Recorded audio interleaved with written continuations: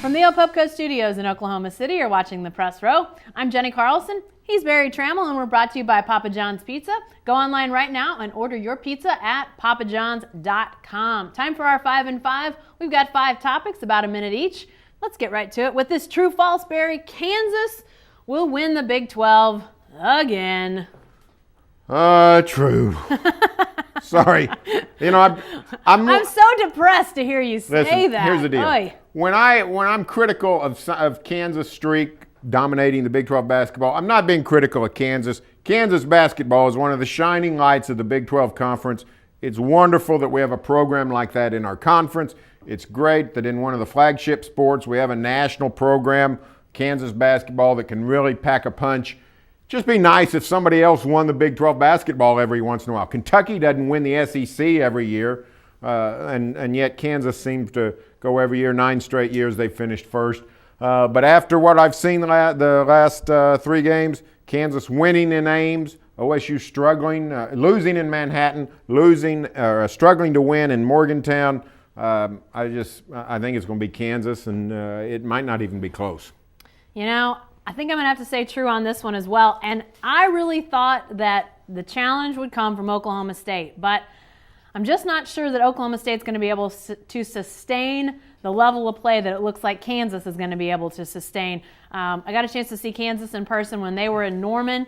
Not a great performance by either of those really vaunted freshmen out there, but the depth that Kansas has of, good to, great players is pretty staggering. They just kept bringing in guys that you were like, man, that guy looks like he's a player. That guy looks like he's a player. I think with Michael Cobbin's injury at OSU, I'm just not sure that the rigors of the Big 12 schedule, I just think it's going to catch up with Oklahoma State. Had Cobbin stayed healthy, I think I'd be saying different. I think I'd go false that Oklahoma State's going to change that. But Kansas, they have got some serious depth. They just got a lot of guys to run out there. I think if they get it done one more time. All right, Barry, what about this? More impressive biceps. Jeremy Smith, the Oklahoma State running back, or Valerie Adams. By the way, I don't know whose bicep that is on the picture there, but it's fairly close to Valerie Adams. She's Stephen Adams' sister, the Olympic shot putter from New Zealand. Valerie Adams is one of the more impressive biceps and everything else I've seen. Let me tell you what, when Kendrick Perkins' contract is up, either finishes or gets amnestied, whatever, they can go hire old Stephen Adams' sister to come be the enforcer. She comes packing a punch. If you've not seen this gal, she's the 2-time Olympic gold medalist in shot put. 08 and 12 she won the gold. She's big time. Stephen Adams, his family, 18. He's got 18 siblings, or he's one of 18. The smallest girl is 6 foot, smallest boy 6'9". Big old bunch of Adams family. And Valerie's at the top of the list on the impressive scale. I'm so glad we had reason to look her up this week. By the way, the reason for this question and this conversation is our man, Anthony Slater, our Thunder beat writer, asked Stephen Adams about how he's been able to sustain some of these intentional fouls, essentially to his face. I mean, the guy's been punched, forearmed in the face by several guys this season, and he just acts like nothing happened, to which Stephen Adams, in his New Zealand accent that I won't attempt to replicate, says, "Have you seen my sister? Look her up, bro. Hey, do yourself a favor and Google Valerie Adams." Jeremy Smith, impressive biceps, but wow, she's a big time athlete. All right, Barry, let's get serious for a second about the Thunder. Scale of 1 to 10, panic about the Thunder. Where are you on the panic scale, Barry? Well, if 10 is full-scale panic, I'll say a 2. Okay. There's no reason to panic. There is reason to be annoyed and discouraged and everything else until Westbrook gets back, but here's the problem, it's not a problem. Here's the good thing about the Thunder is everything that you're seeing is fixed the day Russell Westbrook comes back. It's just fixed. Think Green Bay Packers with Aaron Rodgers out. Now, I know the Thunder's a 2-headed monster with Durant and Westbrook, but as soon as the Packers got Aaron Rodgers back, Green Bay was a fantastic team again. Same with the Thunder. Got the league's best record when Russell Westbrook's in the lineup.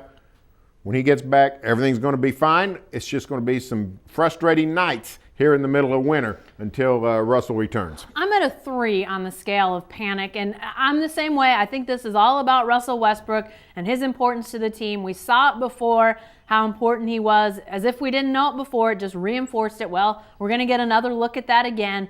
But I tell you what, this is a reminder to Thunder fans just how rough an NBA season can be, whether it comes through injury. I mean, remember, this is obviously through injury, but it's short term. We know he's coming back. It's not a season long. It's not a Derrick Rose out for the year.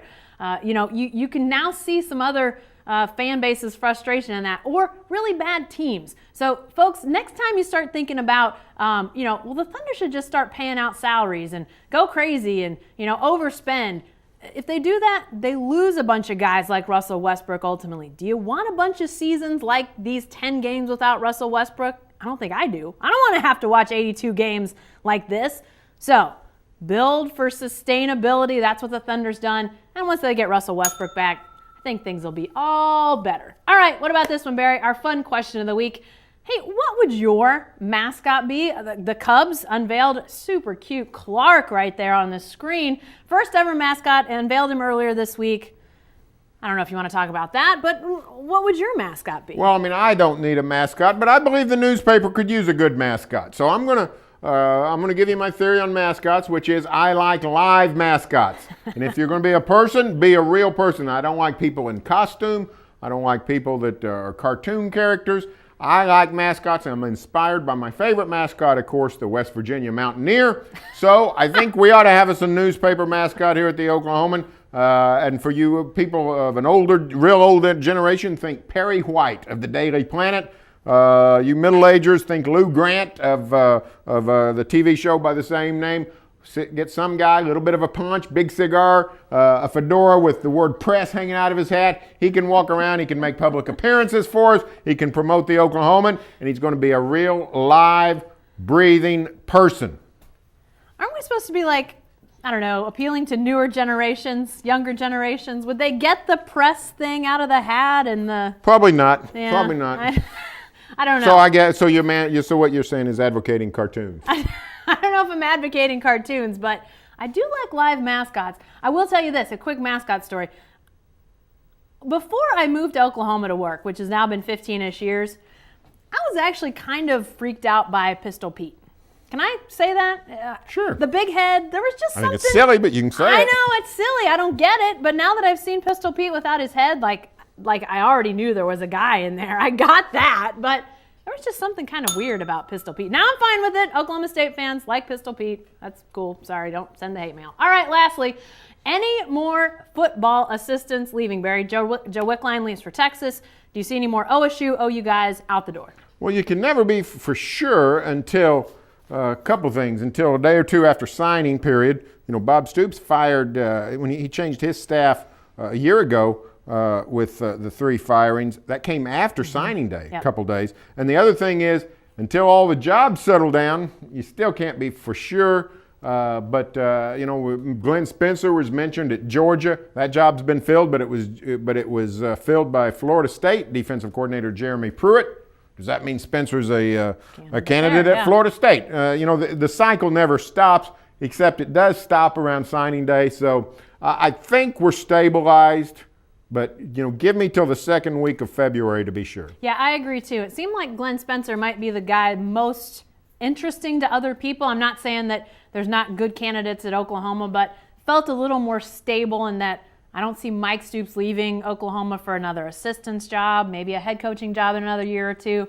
I don't see Josh Heupel leaving, but the rest of the assistants, a lot of those guys are new, so you kind of think they'd stick around. But at Oklahoma State, Glenn Spencer seemed like a possibility, but as we all know, the tragic story of his wife dying a couple years ago. He's got kids. I think there's some belief that maybe he wants to not cause any more upheaval by uprooting them and moving somewhere else.